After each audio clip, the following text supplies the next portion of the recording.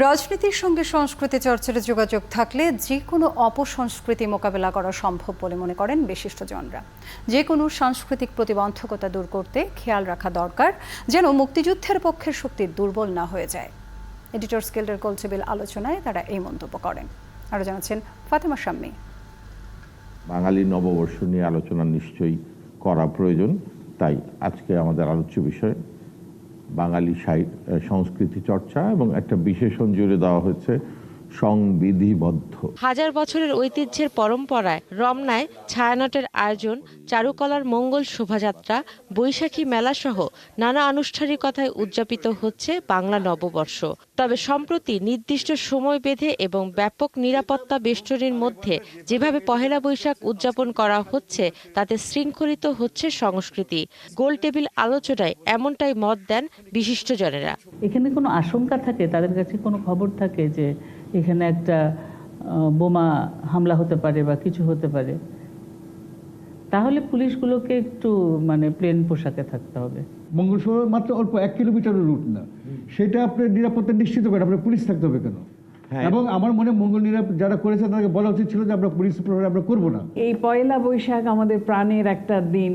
হ্যাঁ, এখন কি বলবো, অনুকূল পরিবেশ আমরা কবে পাবো? আলোচনায় উঠে আসে গ্রাম বাংলার লোকজ উৎসবের ওপর ধর্মের আগ্রাসনের প্রসঙ্গ।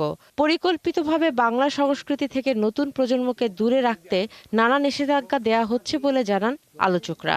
একটা গ্রামের প্রায় 5টা বাড়িতে যাদের একটু অবস্থাপন্ন আছে তাদের একটা করে ধর্মসভা করতে হবে। একটা গ্রামে একটা ধর্মসভা হলেও চলবে না, 5টা করতে হবে, কারণ ওর সাথে পাল্লা দিই। ভয়ের সংস্কৃতিটাকে যদি পাল্টে দেওয়া যায় এবং সেটার বিরুদ্ধে রুখে দাঁড়ানো যায় তাহলে হবে। সংস্কৃতিজনরা বলেন, কিছু উৎসবের আনুষ্ঠানিকতা রাষ্ট্রীয়ভাবে না করে সামাজিকভাবে উদযাপনের ব্যাপারে উৎসাহিত করা প্রয়োজন।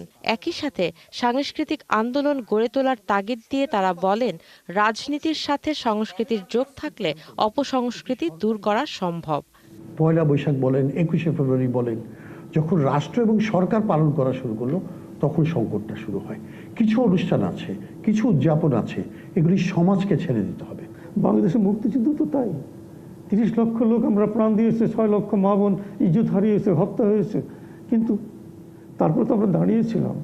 বঙ্গবন্ধু হত্যা করেছে, দীর্ঘদিন হত্যা করে আবার এটাকে সে পাকিস্তানে পরিণত করার চেষ্টা করেছে, কিন্তু পারেনি তো। সংস্কৃতির প্রচার ও প্রসারে তৃণমূল পর্যায়ে কাজ শুরু করা এবং নতুন প্রজন্মকে দেশীয় সংস্কৃতির সাথে পরিচয় করিয়ে দেওয়ার তাগিদ দেন বিশিষ্টজনরা। আমাদের এই প্রতিবাদ এবং সারা দেশে এটা ছড়িয়ে দেওয়ার যে কার্যক্রমে আমরা ছিলাম, আমাদের তো রাষ্ট্র ক্ষমতার আস্বাদের কিছু নাই, আমরা সবাই নিজের সেই কাজেই ফেরত যাব। এটাই এবারের বৈশাখে আমাদের প্রতিজ্ঞা, আমাদের চেতনার এটাই হোক নবায়ন। ফাতেমা শাম্মী, একাত্তর, ঢাকা।